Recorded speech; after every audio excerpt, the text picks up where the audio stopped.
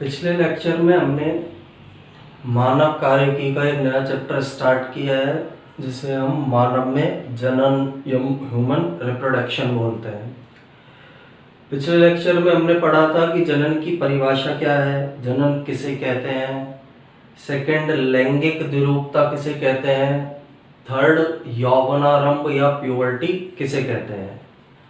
आज के लेक्चर में हम नर जनन तंत्र या मेल रिप्रोडक्टिव सिस्टम की स्टडी करेंगे। यानी मानव के अंदर जो नर जनन तंत्र होता है उसकी संरचना का हमें अध्ययन करना है। अब एक बार नर जनन तंत्र का रफली अध्ययन करते हैं कि कौन कौन सी संरचना इसके अंदर पाई जाती है, फिर उसके बाद हम एक एक संरचना के बारे में विस्तार से अध्ययन करेंगे कि नर जनन तंत्र का निर्माण कौन कौन सी संरचनाओं से होता है। फिर उन स्ट्रक्चर का हम विस्तार से स्टडी करेंगे या अध्ययन करेंगे। अब इसमें सबसे पहले जो नर जनन तंत्र है उसमें जो ये स्ट्रक्चर हमें दिखाई दे रही है ये वृषण या टेस्टिस कहलाती है। नर जनन तंत्र की सबसे प्रमुख संरचना वृषण या टेस्टिस होती है। वृषण को प्राथमिक जनन अंग भी कहते हैं। प्राथमिक जनन अंग किस लिए बोला गया है, क्योंकि वृषण नर जनन तंत्र का ऐसा भाग है जिसमें नर युग्मक या शुक्राणु बनते हैं।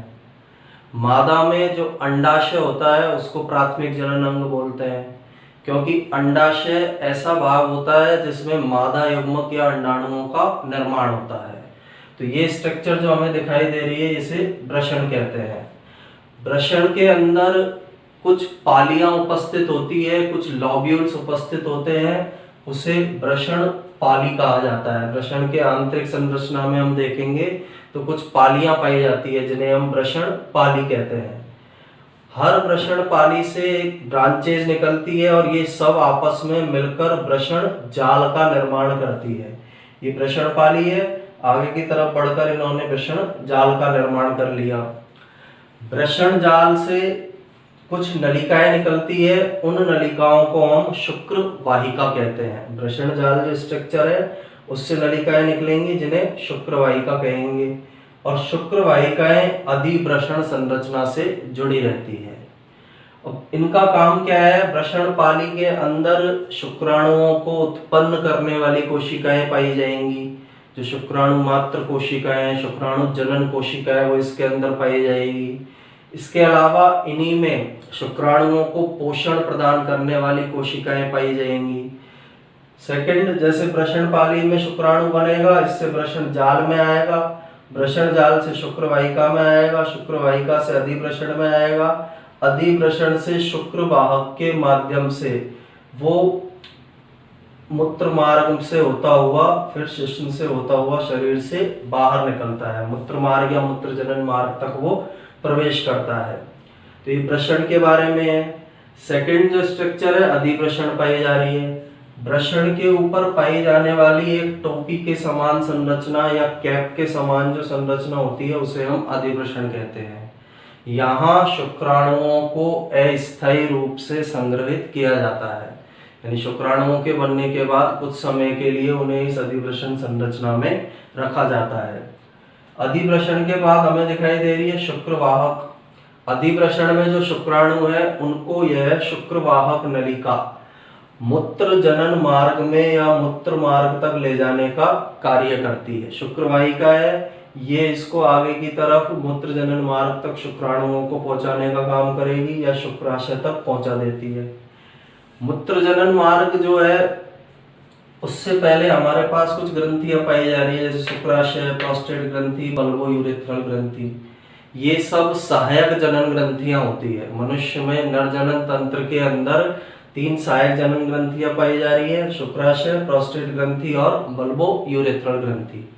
इनसे निकलने वाला स्त्राव और शुक्राणु आपस में मिलकर सीमेन या वीर्य का निर्माण करते हैं। इनसे कुछ पदार्थ स्त्रावित होते हैं, वे पदार्थ और शुक्राणु आपस में मिलकर सीमेन या वीर्य बना देते हैं। इसके अलावा नीचे मूत्र मार्ग दिखाई दे रहा है जो मूत्र जनन मार्ग भी कहलाता है, क्योंकि यहीं से यूरिन का उत्सर्जन किया जाता है और यहीं से सीमेन को या वीर्य को निकाला जाता है। फिर ये स्ट्रक्चर जो दिखाई दे रही है शिश्न कहलाती है। मनुष्य के अंदर जो ये स्ट्रक्चर हमें दिखाई दे रही है, इस स्ट्रक्चर को बोला जाता है शिश्न, जो नर का जनन अंग होता है। ये नर का जनन अंग है। शिश्न का ऊपरी हिस्सा कुछ फूला हुआ होता है, जिसे शिश्न मुंड के नाम से जाना जाता है। और शिश्न पर जो आवरण मिलता है उसे अग्रछद या प्रीप्यूस कहा जाता है। शिश्न पर पाया जाने वाला आवरण अग्रछद या प्रीप्यूस कहलाता है। तो ये मानव जनन तंत्र के प्रमुख भाग हैं। मूत्राशय और मूत्रवाहिनी जनन तंत्र का भाग नहीं होते हैं, ये उत्सर्जन तंत्र का भाग होते हैं। लेकिन नर के अंदर मूत्र भी उसी मार्ग से आ रहा है, वीर्य भी उसी मार्ग से आ रहा है, इसलिए ये जो मूत्र वाहिनियां हैं ये आकर जुड़ गई, मूत्राशय में आ गई। मूत्राशय में आ गई, इसके बाद जो मूत्राशय का मार्ग है या मूत्र का मार्ग और सीमेन का मार्ग दोनों एक हो जाते हैं, उभयनिष्ठ मार्ग ये बना देते हैं। इसलिए यहाँ मूत्राशय और मूत्र वाहिनी को भी प्रदर्शित करते हैं। तो ये सभी संरचनाएं मिलकर मनुष्य में नर जनन तंत्र का निर्माण करती है। इन सब स्ट्रक्चर के मिलने से नर जनन तंत्र का निर्माण। नर जनन तंत्र में प्राथमिक जनन अंग वृषण को कहा जाता है। वृषण को प्राथमिक जनन अंग क्यों कहा गया है? क्योंकि नर जनन तंत्र में जो नर युग्मक है या शुक्राणु है उनका निर्माण वृषण के द्वारा किया जाता है या वृषण में संपन्न होता है, इसलिए इसे प्राथमिक जनन अंग कहते हैं। मादा में अंडाशय को प्राथमिक जनन अंग कहते हैं, क्योंकि मादा में अंडाणुओं का निर्माण अंडाशय के अंदर संपन्न होता है। इसके अलावा सहायक जनन अंग है अधिवृषण, शुक्रवाहिनी, प्रोस्टेट ग्रंथि, बल्बोयूरेथ्रल ग्रंथि, शुक्राशय ग्रंथि और शिश्न। ये सारे अंग सहायक जनन अंग कहलाते हैं। प्राथमिक जनन अंग और सहायक जनन अंग आपस में मिलकर नर जनन तंत्र का निर्माण करते हैं।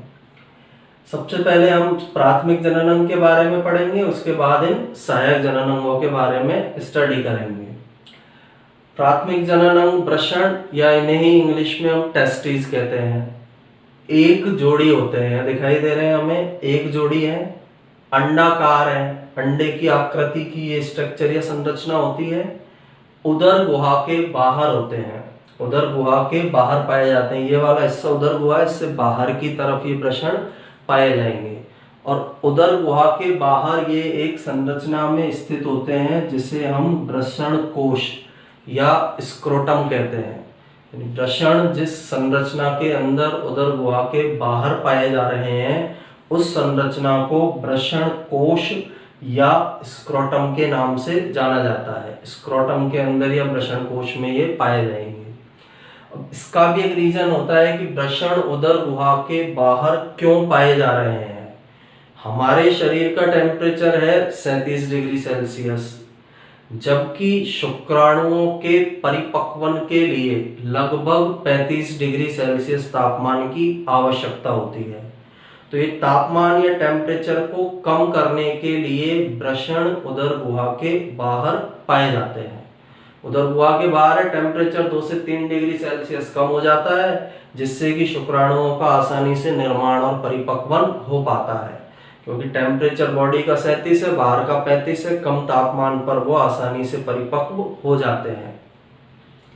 इसके बाद वृषण कोश जो है, वृषण कोश है क्या? ये जो वृषण हमने स्ट्रक्चर बनाई है, इस वृषण, ये जो वृषण संरचना है एक थैले की तरह की संरचना में पाई जा रही है। इस संरचना को ही वृषण कोश या स्क्रोटम कहते हैं। वृषण जिस थैले के समान संरचना में पाए जा रहे हैं उसे वृषण कोश या स्क्रोटम कहा जाता है। वृषण कोश में अरेखित पेशी तंतुओं से निर्मित डार्टोस पेशी होती है।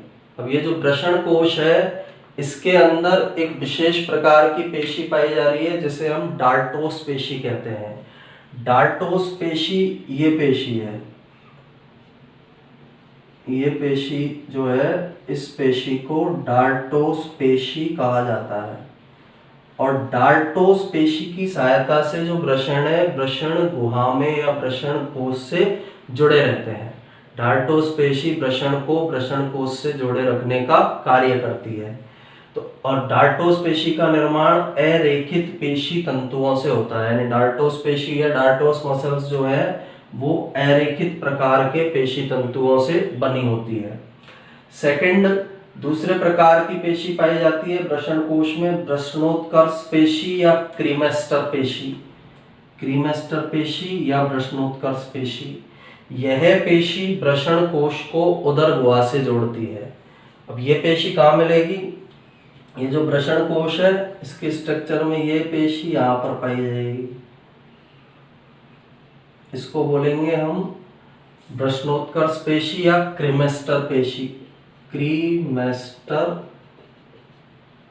पेशी, और इस क्रीमेस्टर पेशी की सहायता से जो वृषण कोश है वो उदर गुहा से जुड़े रहते हैं। जो उदर गुहा वाला आंतरिक हिस्सा है उससे इस क्रीमेस्टर पेशी की सहायता से वृषण कोश जुड़े रहते हैं। तो क्रीमेस्टर पेशी का कार्य क्या होता है? वृषण कोश को उदर गुहा से जोड़कर रखने का कार्य यह क्रीमेस्टर पेशी या वृषणोत्कर्ष पेशी करेगी। फिर वृषण कोश के अंदर वंक्षण नाल भी पाई जाती है। जो ये वृषण कोश स्ट्रक्चर है इसी में एक नाल और उपस्थित होती है जिसे हम वंक्षण नाल के नाम से जानते हैं। वृषण कोश में तीसरी स्ट्रक्चर है वंक्षण नाल, इंग्यूनल कैनाल भी इसे बोला जाता है।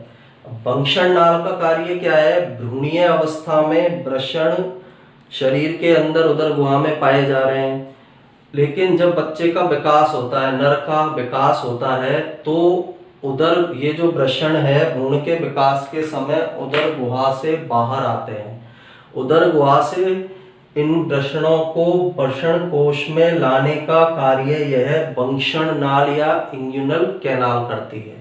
यानी बनेंगे उदर गुहा में, निर्मित वहां होंगे, लेकिन वहां से फिर ये बाहर वृषण कोश में आते हैं, तो उन वृषणों को वृषण कोश में लाने के क्रिया में वंक्षण नाल या इंग्यूनल कैनाल सहायक होती है। तो तीन प्रकार की विशेष संरचना है इसमें। डार्टोस पेशी जो वृषण को वृषण कोश से जोड़े रहेगी, क्रीमेस्टर पेशी जो वृषण कोश को उदर गुहा से जोड़े रहती है, एक वंक्षण नाल या इंग्यूनल कैनाल जो भ्रूणीय अवस्था के समय इन वृषणों को उदर गुहा से वृषण कोश में लाने का कार्य करती है।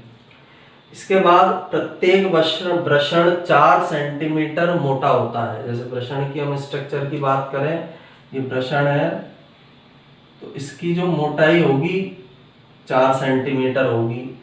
2.5 सेंटीमीटर लंबा होता है, इसकी लंबाई 2.5 सेंटीमीटर पाई जाती है, और इसका वजन 10 से 15 ग्राम होता है। एक टेस्टिस या एक वृषण में 10 से 15 ग्राम वजन पाया जाता है।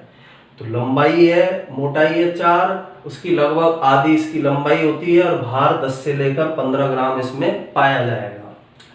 इसके बाद वृषण कोश तो एक आवरण है ही वृषण में, इनके अलावा वृषण के ऊपर एक आवरण और उपस्थित होता है। वृषण जो स्ट्रक्चर है उसके ऊपर एक एनवलप या आवरण भी पाया जा रहा है, जिसे हम वृषण खोल या टेस्टिकुलर कैप्सूल कहते हैं। यानी जो ये वृषण है स्ट्रक्चर, इस वृषण के ऊपर एक आवरण पाया जाता है जिसे वृषण खोल, ये वृषण खोल या टेस्टिकुलर कैप्सूल कहलाता है। अब ये जो आवरण हमें दिखाई दे रहा है ये वृषण खोल है, ये वृषण है। वृषण खोल में भी 2 परतें होती है, इसको भी आगे हम मॉडिफाई करके देखें इस वृषण खोल को, तो इसके अंदर भी 2 लेयर पाई जाती है। इस तरह की 2 लेयर इसके अंदर पाई जाएगी। इसका जो बाहरी परत या बाहरी आवरण है ट्यूनिका वेजाइनलिस या यौनिक स्तर कहलाता है। ये वाला जो आवरण दिखाई दे रहा है ये ट्यूनिका वेजाइनलिस या यौनिक स्तर कहलाएगा, जिसका निर्माण उदरावरण से होता है। उदर गुहा का जो आवरण पाया जा रहा है उदर गुहा में, उस उदरावरण से ये बाहर वाली परत निर्मित होगी जिसे ट्यूनिका वेजाइनलिस या यौनिक स्तर कहते हैं। ये ट्यूनिका वेजाइनलिस या यौनिक स्तर है। अंदर वाला आवरण ये सेकंड नंबर का जो दिखाई दे रहा है, ट्यूनिका एल्ब्यूजिनिया या श्वेत कंचुक स्तर कहलाता है। आंतरिक जो वित्तीय परत है इसको आवरण को हम ट्यूनिका एल्ब्यूजिनिया या श्वेत कंचुक स्तर कहते हैं और यह श्वेत तंतु में संयोजी ऊतक से बना होता है, यानी इसका निर्माण श्वेत तंतु में संयोजी ऊतक से होगा। तो वृषण पर उपस्थित आवरण वृषण खोल या टेस्टिकुलर कैप्सूल है। इस टेस्टिकुलर कैप्सूल या आवरण में भी दो परतें होंगी। बाहरी परत को बोला जाता है ट्यूनिका वेजाइनेलिस, आंतरिक परत को बोला जाता है ट्यूनिका एल्ब्यूजिनिया। ये दो परतों का बना हुआ वृषण खोल वृषण पर उपस्थित होगा। तो इसके भी नोट्स बनाने के लिए आप इसका स्क्रीनशॉट ले सकते हैं।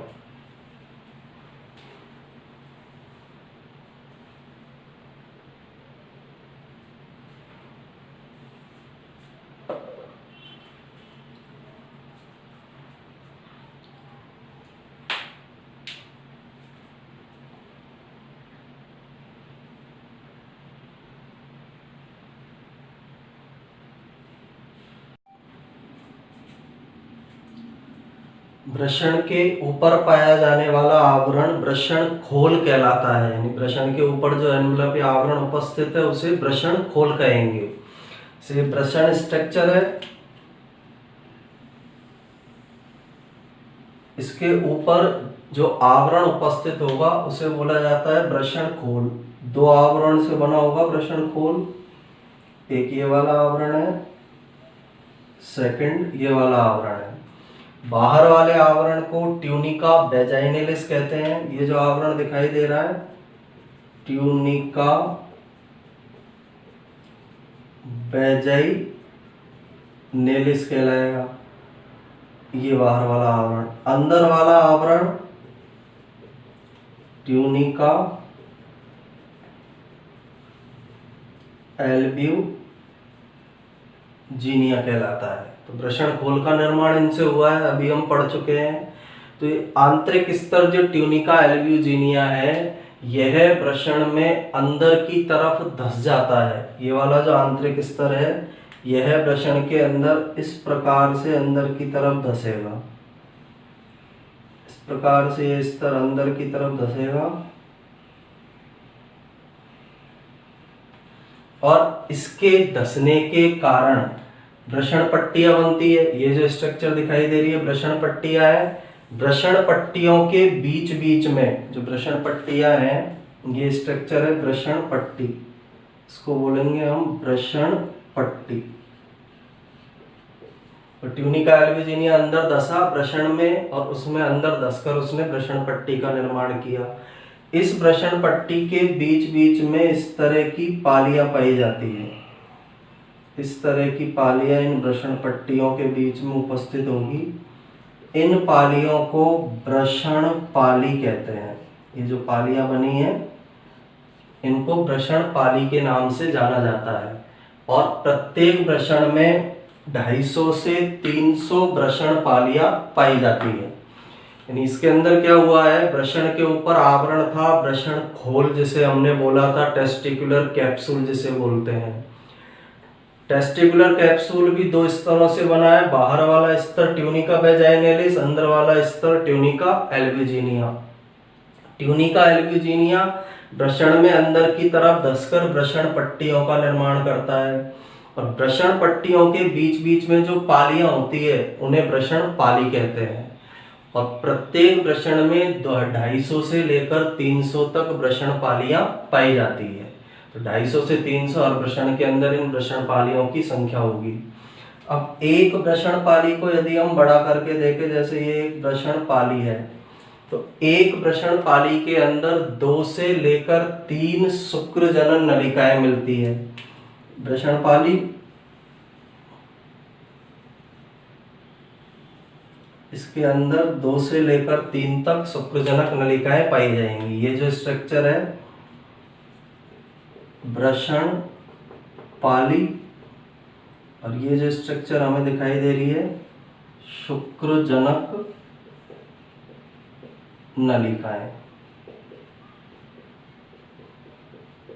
तो हर वृषण पाली में 2 से लेकर 3 तक शुक्रजनक नलिकाएं उपस्थित होती है। 2 से लेकर 3 तक हर वृषण पाली में शुक्रजनक नलिका की संख्या होगी। इसके अलावा इस वृषण पाली के अंदर ही रुधिर वाहिकाएं होंगी, अंतःस्रावी कोशिकाएं होंगी, तंत्रिका तंतु होंगे। हर वृषण पाली में 2 से लेकर 3 शुक्रजनक नलिकाएं, रुधिर वाहिकाएं, अंतःस्रावी कोशिकाएं और तंत्रिका तंतु उपस्थित होते हैं। अब शुक्रजनक नलिकाएं जो हमने बनाई है, इनके बीच में गैप पाया जाता है। ये गैप हमें दिखाई दे रहा है। तो इस गैप में इस तरह की सेल्स उपस्थित होंगी। इन सेल्स को अंतराली कोशिकाएं कहते हैं।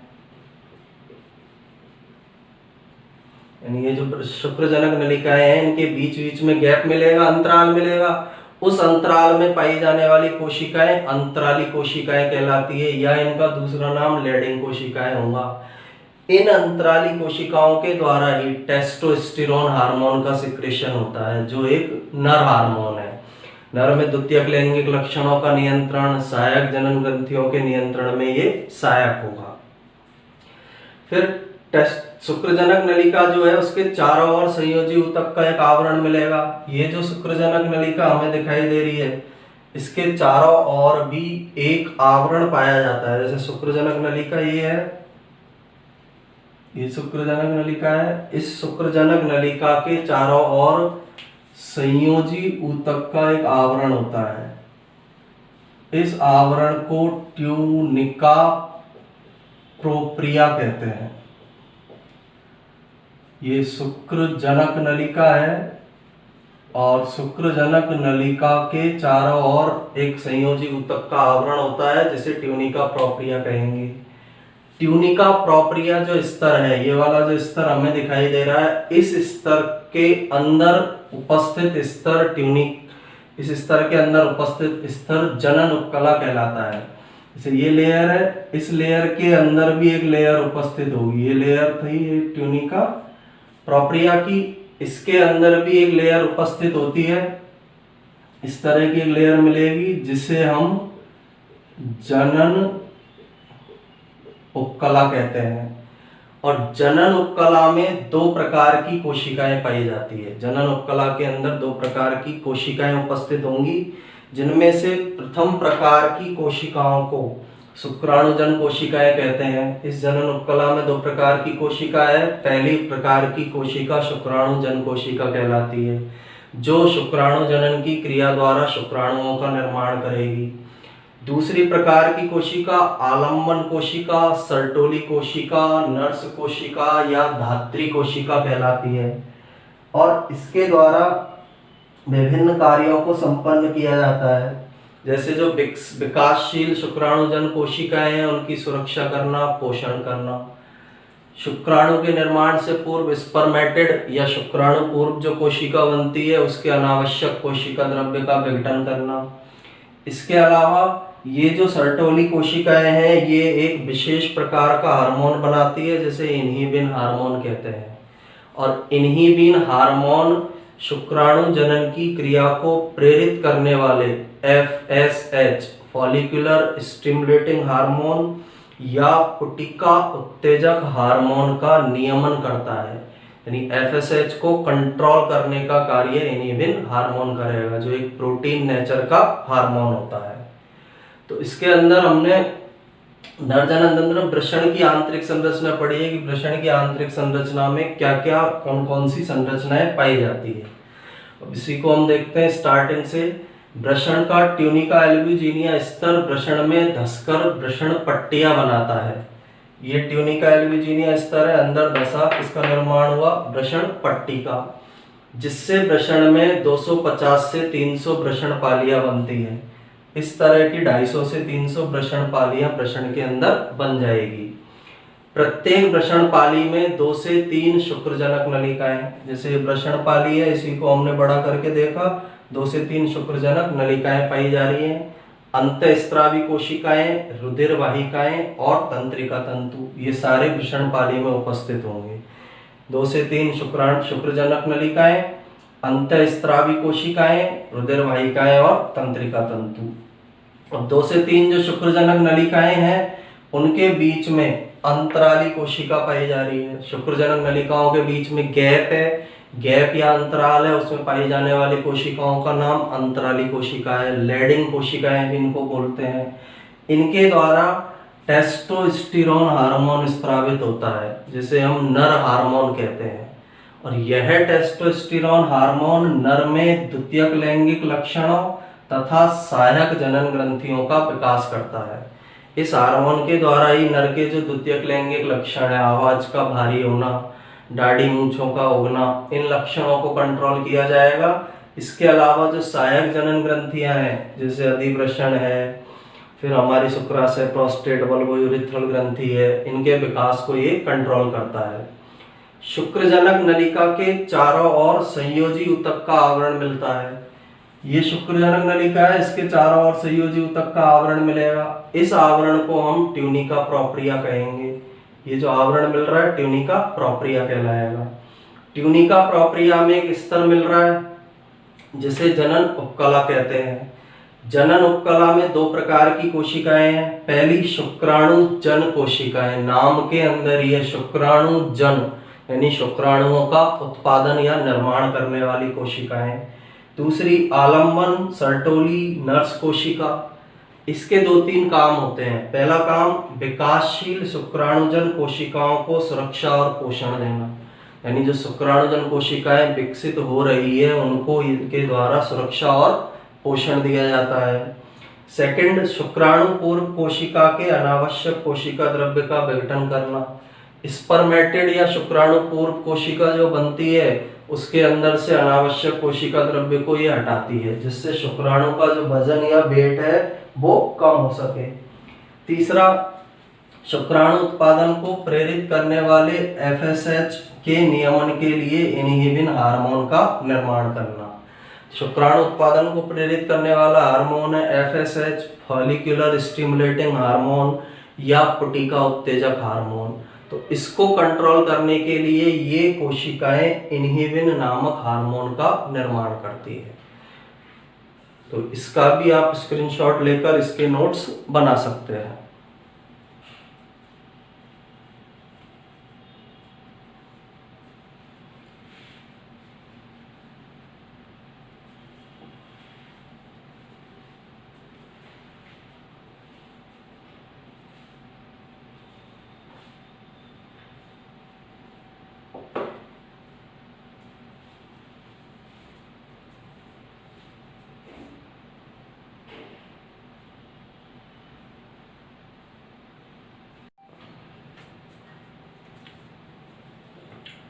तो वृषण पाली की स्ट्रक्चर के बारे में अभी हमने पढ़ा है कि जो वृषण पाली है, ये जो हमें दिखाई दे रही है वृषण पाली है। इस वृषण पाली में अंदर शुक्रजनक नलिकाएं पाई जा रही है। इस तरह से अंदर शुक्रजनक नलिकाएं मिलेंगी। ये जो शुक्रजनक नलिकाएं हैं आगे की ओर बढ़कर इस तरह से सभी वृषण पालियों से नलिकाएं निकलेंगी। इस तरह से शुक्रजनक नलिकाएं जो पाई जा रही है आगे की ओर बढ़कर नलिकाओं के एक जाल में खुलती है। छोटी छोटी नलिकाओं के एक जाल के अंदर ये खुलेगी। ये छोटी छोटी नलिकाओं का एक जाल पाया जा रहा है। इस तरह का एक जाल उपस्थित होता है और इस जाल को वृषण जाल या रेटिटेस्टिस कहते हैं। यानी वृषण पाली में से शुक्रजनक नलिकाएं जो है इन छोटी छोटी नलिकाओं के अंदर खुलती है, नलिकाओं के एक जाल के अंदर खुलती है, जिसे वृषण जाल या रेटिटेस्टिस कहा जाता है। इस जाल को हम वृषण जाल या रेटिटेस्टिस के नाम से जानते हैं। अब रेटिटेस्टिस जो है उससे 15 से 20 नलिकाएं निकलती है। इस रेटिटेस्टिस में से भी 15 से 20 नलिकाएं इस तरह की नलिकाएं निकलेंगी।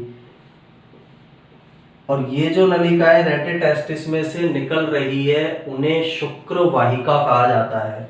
ये रेटिटेस्टिस है, इसमें से जो नलिकाएं निकल रही है इन नलिकाओं को शुक्र वाहिका कहा जाता है। शुक्र वाहिका या शुक्र वाहिका कहेंगे, बासा एफरेंसिया भी इनको बोला जाता है। ये शुक्र वाहिकाएं वृषण की अग्र सतह पर, जैसे वृषण है अंदर ये वृषण है तो इसकी अग्र सतह पर एक संरचना उपस्थित है एपिडिडाइमिस।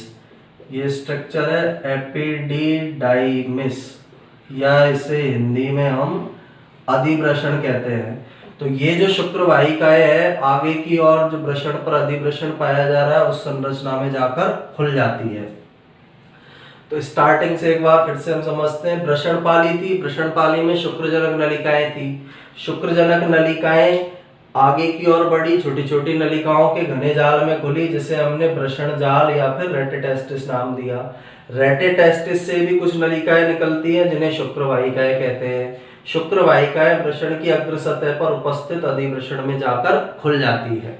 तो एक तरह से नलिकाओं का एक जाल पाया जा रहा है। छोटी नलिकाएं, जाल बनाया, जाल से फिर नलिकाएं निकली, उन नलिकाओं से उन नलिकाओं को शुक्र वाहिका कहा। शुक्र वाहिकाएं फिर एक नलिका में खुली जिसे हमने अधिवृषण नाम दिया।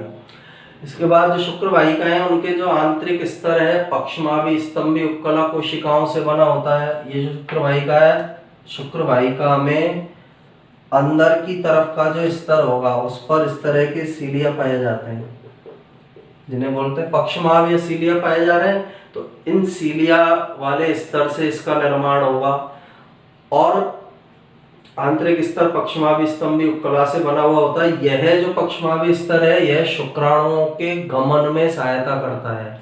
इन पक्षमावों के द्वारा जो शुक्राणु है आगे की ओर गतिशील हो पाते हैं। तो इसमें देखिए डायग्राम में वृषणपाली में शुक्रजनक नलिकाएं हैं। शुक्रजनक नलिकाएं आगे की ओर वृषण जाल या रेटिटेस्टिस में खुली।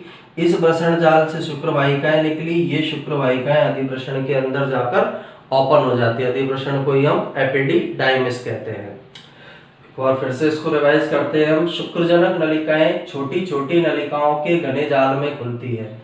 ये जाल दिख रहा है, ये शुक्रजनक नलिका है जिसे वृषण जालक या रेटिटेस्टिस कहते हैं। तो शुक्रजनक नलिकाएं जिस जाल के अंदर खुलेगी छोटी छोटी नलिकाओं के, उसको वृषण जालक या रेटिटेस्टिस कहेंगे। वृषण जालक से 15 से 20 कुंडलित नलिकाएं निकलती है। इस वृषण जालक से इस तरह की नलिकाएं निकलेंगी जिनकी संख्या 15 से 20 होगी। इन्हें शुक्र वाहिकाएं या बासा एफरेंशिया कहा जाता है। शुक्र वाहिकाएं वृषण की अग्र सतह पर उपस्थित अधिवृषण में खुल जाती है। शुक्र वाहिकाएं 15 से 20 निकली, अधिवृषण में जाकर खुल जाएगी, यानी अधिवृषण में शुक्राणुओं को पहुंचा देती है जहां पर शुक्राणुओं का अस्थायी संग्रह होगा। शुक्र वाहिकाओं का आंतरिक स्तर पक्षमावी स्तंभी उपकला कोशिकाओं का बना होता है। अंदर के स्तर पर इसमें पक्षमाव पाए जा रहे हैं। ये पक्षमाव शुक्राणुओं की गति में सहायता करने का कार्य करते हैं। अब मनुष्य में वृषण उदर गुहा के बाहर वृषण कोश में पाए जाते हैं, अंदर नहीं पाए जा रहे हैं। तो वृषण उदर गुहा के बाहर वृषण कोश में स्थित होते हैं। कारण इसका हमने पहले ही बताया है। शरीर का तापमान है 37 डिग्री सेल्सियस। इस टेम्परेचर पर शुक्राणु परिपक्व नहीं हो सकते हैं, इसलिए 2 से 2.5 डिग्री सेल्सियस तापमान कम करने के लिए वृषण जो स्ट्रक्चर है उसको वृषण कोश में रखा गया है। यानी कि उदर गुहा से बाहर वृषणों को वृषण कोश में रखा गया है, क्योंकि वृषण कोश का तापमान शरीर के तापमान से 2 से 3 या 2 से 2.5 डिग्री सेल्सियस कम होता है। इस कम तापमान पर शुक्राणु आसानी से परिपक्व हो जाते हैं। तो वृषण उदर गुहा के बाहर वृषण कोश में स्थित है, क्योंकि शुक्राणुओं का परिपक्वन शरीर के तापमान से 2 से 2.5 डिग्री सेल्सियस कम तापमान पर हो सकता है। तो इस टेम्परेचर को कम करने के लिए वृषणों को उदर गुहा के स्थान पर वृषण कोश में रखा जाता है। अब गर्मियों में तो टेम्परेचर ऑटोमेटिक इसका 2.5 डिग्री सेल्सियस 2 डिग्री सेल्सियस कम है। सर्दियों में वृषण कोश का तापमान कम होगा क्योंकि बाहर तापमान कम है। तो डार्टोस पेशी और क्रिमिस्टर पेशी, वृषणोत्कर्ष पेशी सिकुड़ जाती है। इनकी स्ट्रक्चर हमने भी पहले पढ़ा है। डार्टोस पेशी वृषण को वृषण के जो कोश है उससे जोड़ती है। क्रिमिस्टर पेशी जो है वृषण कोश को उदर गुहा से जोड़ती है।